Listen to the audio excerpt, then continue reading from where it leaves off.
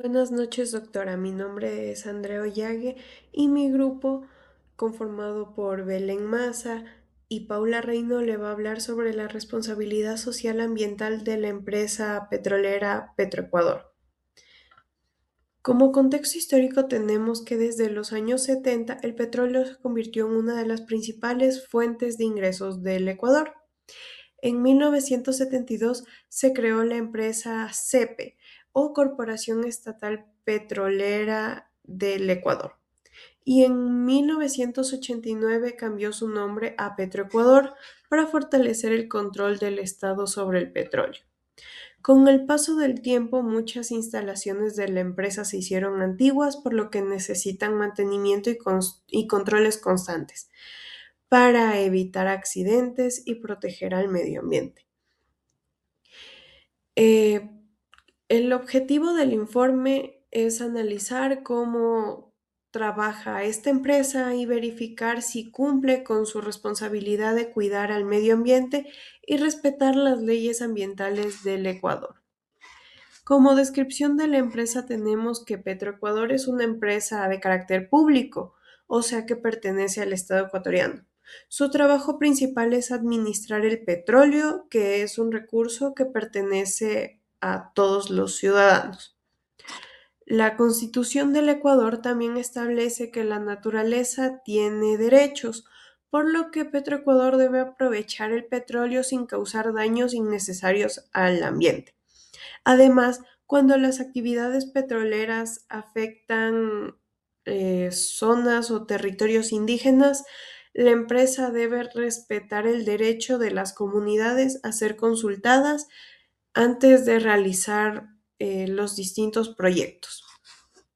El propósito de Petroecuador no es solo extraer petróleo, sino que también debe mejorar su tecnología e investigar nuevas formas de trabajo para que sus procesos sean mucho más seguros y causen el menor impacto ambiental posible. Este, ¿Cuáles son las principales actividades de esta empresa? La exploración y explotación. Esta es la etapa en la que la empresa busca dónde hay petróleo abajo de la tierra y luego lo extrae. La mayor parte de esta actividad se realiza en la región amazónica, aunque tiene varias sedes en las 4 regiones del país. Luego tenemos la industrialización y refinación. Después de extraer el petróleo, este es llevado a refinerías, donde se transforma en productos que usamos todos los días, como lo es la gasolina, el diésel y el gas. Por último, tenemos el transporte y la comercialización. Eh, Después de estos procesos, esos combustibles son transportados por medio de oleoductos, poliductos y terminales para distribuirlos por todo el país y abastecer a la población. Luego tenemos los impactos ambientales. Las actividades petroleras generan impactos en el medio ambiente. Estos riesgos no ocurren por casualidad, sino que forman parte del proceso de extraer y procesar el petróleo. Por eso es de suma importancia prevenir y controlarlos. Una de las actividades, bueno, uno de los impactos que tiene esta empresa es la contaminación del agua y del suelo. Durante la perforación se producen lodos y aguas con sustancias contaminantes. Aunque Petroecuador utiliza algunos programas para reducir estos residuos, todavía existen zonas afectadas por la contaminación acumulada de muchos años. Además, estos lugares requieren de tratamientos específicos con ciertos productos químicos. Después tenemos la contaminación del aire. En las instalaciones petroleras se quema gas y este genera emisiones, lo cual contamina el aire y puede afectar tanto a los trabajadores como a las personas que habitan cerca a las instalaciones. Después tenemos los derrames de petróleo y aguas tóxicas, que es uno de los mayores riesgos eh, que es uno de los mayores riesgos junto con los derrames. En 2009 ocurrieron varios accidentes importantes como derrames de petróleo y aguas contaminadas en diferentes campos petroleros. Estos accidentes afectaron ríos, el suelo y la vida de las comunidades que habitaban cerca. Por último, tenemos daños a la biodiversidad y al patrimonio cultural. La expansión de la actividad petrolera puede afectar incluso áreas naturales protegidas como la Reserva de la Biosfera Sumaco, que fue reconocida por la UNESCO. También puede poner en riesgo el patrimonio cultural. En un caso se propuso retirar petroglifos y, y algunos restos arqueológicos para continuar con actividades petroleras, lo cual iba en contra de la ley del patrimonio cultural. Podemos Para concluir mi parte, podemos decir que Petroecuador es una empresa muy importante para la economía del país, porque administra uno de los principales recursos. Eh, Sin embargo, también tiene la responsabilidad de reducir los impactos ambientales, proteger la naturaleza y respetar a las comunidades y cumplir con las leyes ambientales para lograr un desarrollo mucho más sostenible. Entender qué debería hacer Petroecuador y por qué falla, necesitamos hablar de ética y de los principios del derecho ambiental que rigen en el Ecuador. Primero, los deberes éticos. La Constitución de Ecuador del 2008 fue la primera en el mundo en reconocer a la naturaleza, la Pachamama como sujeto de derechos propios. No es solo un recurso que usamos, tiene derechos por sí mismo. Eso significa que Petroecuador tiene 4 deberes éticos que van más allá de lo legal. Respetar activamente los ecosistemas, no solo no dañarlos, respetar de inmediato si hay daños, sin postergarlos, ser transparente y decir la verdad, y no transferir los riesgos a las comunidades. Un ejemplo claro de este incumplimiento fue en el derrame del río Conejo del 2023. Petroecuador salió a decir que esto fue un sabotaje. La justicia revisó y revisó. No encontró pruebas de ello y en abril del 2025 declaró que esta acusación fue falsa. Eso no es transparencia. Entonces, ¿qué es actuar responsablemente? Lo podemos ver en 4 dimensiones. Preventivamente, mantener los oleoductos, monitores, detectores problemas antes de que exploten. Lo que pasó en el ejemplo, se rompió el sote y el crudo salió durante 5 horas sin control. Reactividad. Conectar rápido y asumir el error. En el ejemplo, acusaron de sabotaje y la contención fue insuficiente. La reparación. Restaurar todo por voluntad propia. En el ejemplo planteado, solo repararon porque el juez se los ordenó hacerlo, no solo por una voluntad. Y participación. Consultar de verdad a las comunidades. En el ejemplo, limitación y trabas en los procesos de consulta. Eso es lo que pasó en el ejemplo planteado. Además, la responsabilidad es objetiva. O sea, si Petroecuador causó el daño, responde por el mero hecho de haberlo causado. No necesitan probar que fue culpable. Y la carga de la prueba es invierte. Es decir, que la empresa quien debe demostrar que no hubo daños.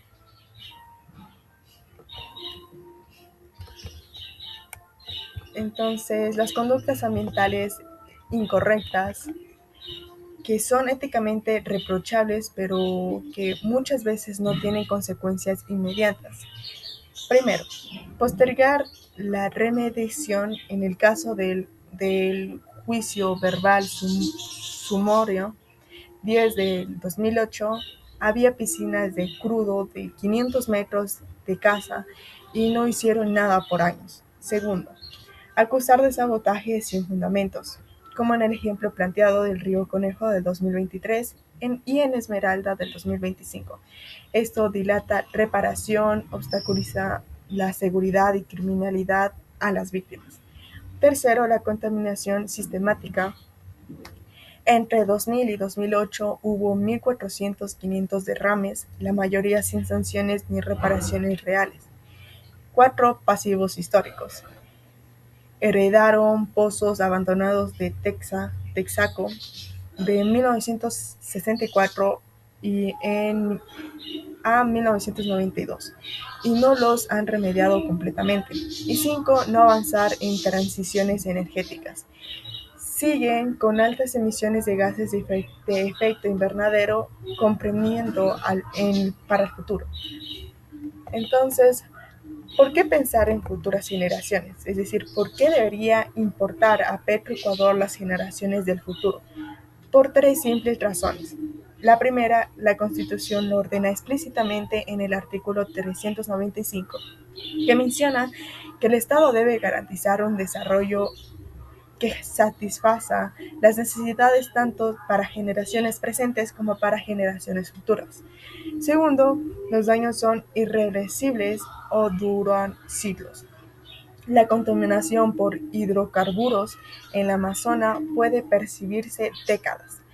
Los compuestos tóxicos se filtran a los acuíferos subterráneos, como dijo el biólogo David Romo sobre el Yasuni. Los impactos totales se conocerán recién en unos siglos. Y tercero, las acciones ambientales son imprescriptibles. Esto significa que no prescriben y no se vencen. Las generaciones futuras podrán exigir responsabilidades ambientales por lo que se hace hoy en día. Ahora vinculamos todo esto con los 6 principios del derecho ambiental. La primera, la precaución. Cuando hay una certeza científica sobre un daño potencial, igual se deben tomar medidas protectoras. El SOTE tiene más de 50 años. La duda sobre su estado no es excusa para no actuar. La Corte Constitucional, en una sentencia del 2026 sobre el bloque Coca-Payamino, ordenó mediante cautelares porque la intervención resulta urgente para evitar consecuencias irreversibles. La prevención. Cuando sí hay una certeza del daño, se debe evitar antes de que ocurra. Pero Ecuador sabía que el SOTE era vulnerable. El artículo 395 dice que cada acto tiene la responsabilidad directa de prevenir cualquier impacto ambiental que se provoque. 5 horas de derrames incontrolables demuestran que no hubo una prevención antes. Y la responsabilidad integral. No basta con pagar una multa. Hay que restaurar los ecosistemas, indemnizar a las personas, a las comunidades, dar medidas provinciales y evitar que vuelva a pasar estos acontecimientos. En el Río de Conejo, el juez ordenó la restauración del agua, sedimentos y suelo, construir sistemas de agua potable y crear proyectos productivos para las comunidades que estaban alrededor de esta. La participación ciudadana. Toda decisión que afecte al ambiente debe consultarse a la comunidad con información clara y oportuna. Las comunidades del Río de Conejo no fueron consultadas antes de que opere las oleoductos. La Corte ha dicho que muchas veces se confunden consultas con información unilateralmente. Si la comunidad se opone mayoritariamente, la decisión debe ser motivo y de instancia superior. El desarrollo sostenible. El módulo debe ser ambientalmente equilibrada, respetuosa de la diversidad cultural y conservación de la biodiversidad. Debe garantizar el buen vivir, el sumo causal, un conjunto sostenible de sistemas económicos, políticos, sociales, culturales y ambientales. La explotación petrolera genera ingresos, eso es verdad, pero degrada los ecosistemas que sustentan el buen vivir de las comunidades amazónicas. Y un dubio pro nature. Si hay dudas sobre cómo interpretar una norma ambiental, se resuelve a favor de la naturaleza. La Corte ha otorgado a los ecosistemas un carácter reforzado de protección, y la doctrina ya ha evaluado hacia principios pro natura, no solo resolver dudas a favor de la naturaleza, sino establecer una presunción general de protección. En resumen, Petroecuador tiene deberes éticos trascendentes de la ley, una responsabilidad objetiva que no puede eludir, y 6 principios de derecho ambiental que deberían guiar a cada una de sus decisiones que tienen.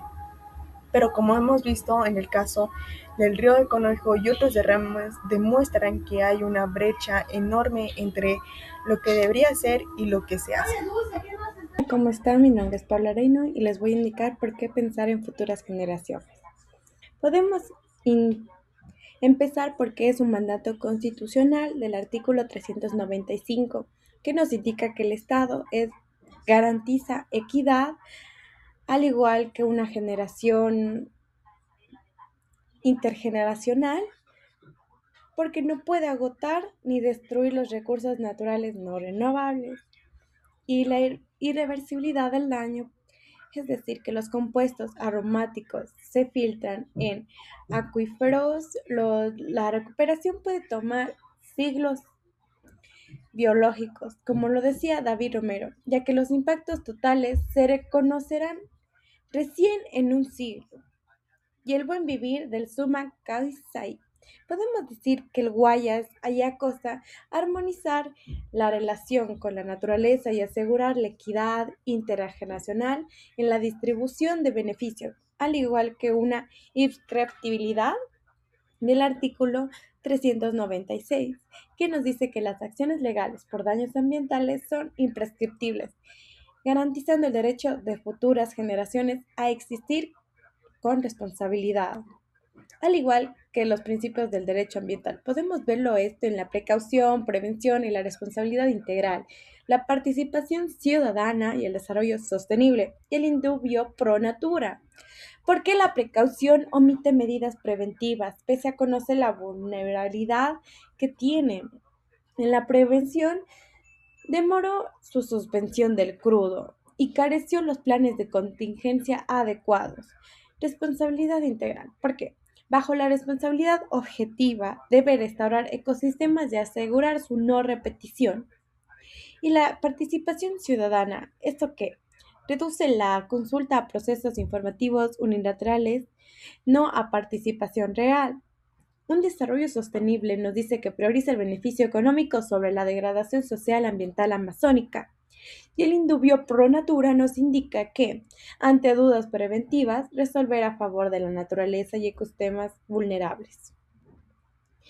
Como propuestas de conclusión podemos decir que, primero, tratamiento de aguas y remediación, que fue uno de los que habíamos propuesto, es cerrar circuitos de agua, apagar mecheros, asumir reparación integral, ya que esto lo tomamos como doctrina basándonos en la Constitución del artículo 396 y en el,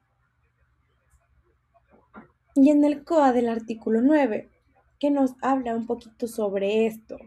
Y en la reforestación y los planes de contingencia podemos decir que se podría decir que queríamos como propuesta reparar suelos, una reforestación con especies nativas y monitorear continuamente. Lo hemos basado en la Constitución del artículo 72 que nos habla y también en la COA del artículo número 10, al igual que la transparencia y consulta previa, ya que debería haber auditorías ciudadanas con información pública y canales reales de participación para opinar al respecto sobre esto. Al igual que las auditorías ciudadanas pueden generar controversias y también una escucha activa. Hemos concluido que el éxito de Petroecuador no se mide en barriles extraídos, sino en ríos limpios, bosques recuperados, comunidades respetadas, para las futuras generaciones. Muy buenas.